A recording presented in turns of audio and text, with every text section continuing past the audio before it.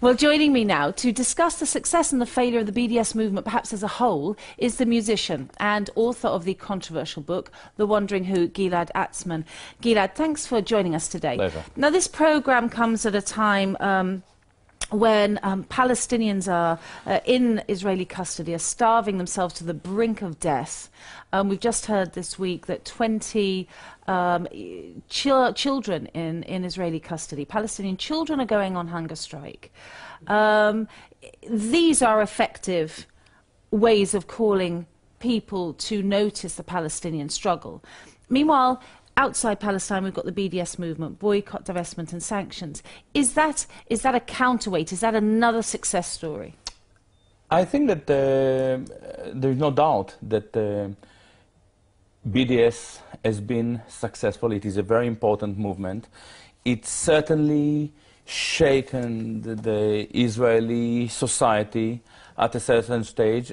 It is also shaking the diaspora Jewish communities, and it is very, very important. However, there are some concerning issues with BDS.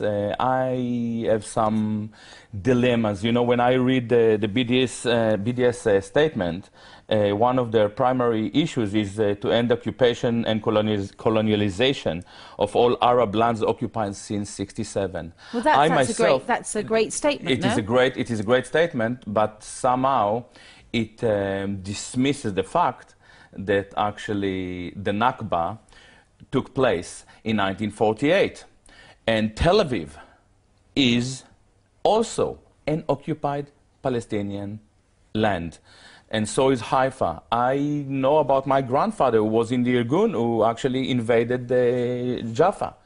And I grew up with the site of Sheikh Munis and Abu Kabir, a Palestinian land in Tel Aviv.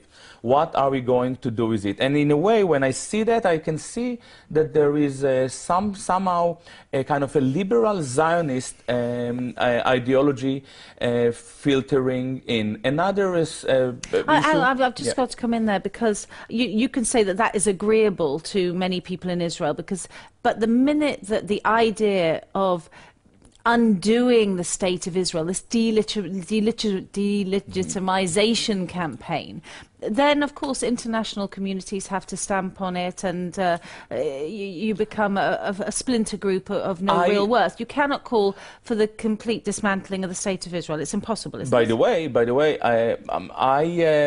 I do, because I definitely oppose Jews-only state. I think that it's a racist and expansionist and nationalist concept that should But do you understand that the BDS movement can't take that stance? No, really, to start with, I don't really understand. I think that if the BDS wants to become a really successful movement and to make a change, and they will make a change, is then when they actually not just calling for to stop Israeli goods, and we can talk about culture. I'm slightly disturbed by the notion of cultural boycott and censorship. We can talk about it.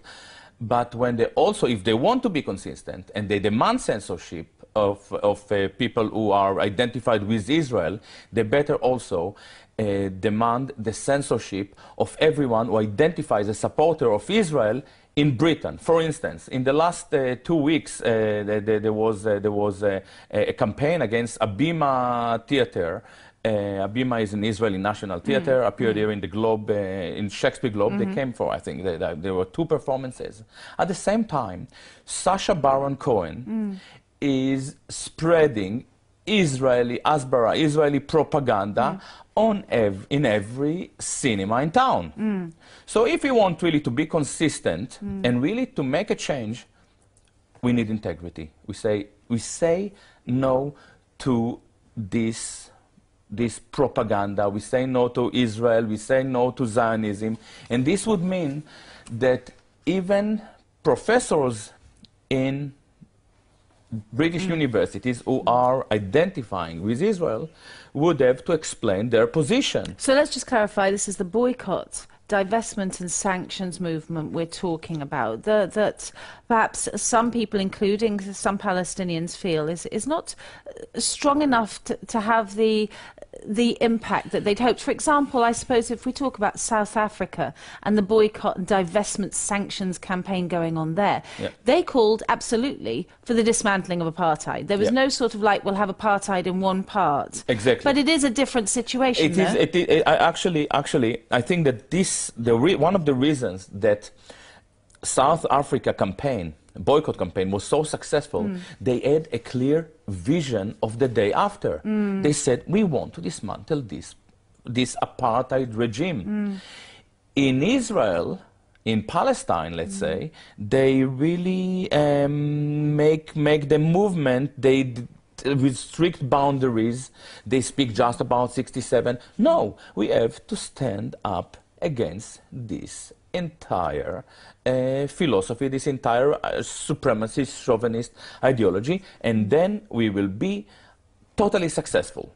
Because it would be a very brave movement who took that out there. I think that seeing what the Palestinians are going through, it is about time for us to be brave and not to try to fit into a liberal Zionist agenda. I can see that the BDS, the way it is pronounced, as ideology, is there actually to draw a lot of Jews for the movement, and I understand why they're doing it. I would like to see as many Jews as possible joining this movement, but I think that it is not the Jews whom we are fighting for, and definitely not diaspora Jews, but the Palestinians who are suffering now for more than 60 years. It is impossible.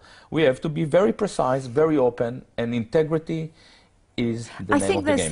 There's some feeling in the, if we can say, pro-Palestinian movement, of course, a loose grouping of different groups, is that there are some agencies within this movement trying to not annoy Zionists or Israelis and be pro-Palestinian. And this is doing an injustice to I think that it is even more than just agents. It is becoming clear in the last few weeks that a lot of those activities are actually funded by some liberal Which Zionists. activities are you talking about? Even Palestinians, NGOs, but by people who are well intended, organization that that funding different activities, and I think that this is very dangerous, because once you take money from a liberal Zionist, you would have to find a way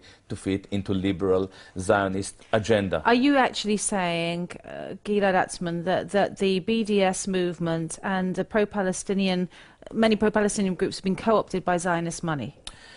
How can we are looking into it. I cannot. We have some evidence of such activity. We are really careful about coming with this clear suggestion about BDS and other organizations, but we want to make sure that the numbers are right and that the sources are correct and verified. But if this is the case, we definitely have a problem, and we have just to move on and to understand that we cannot go there. Okay, Gilad Atzmon, thank you much. very much for giving us that summary. That's all we have time for in this edition of Remember Palestine. Join us again next time for more from the front line of the New Middle East.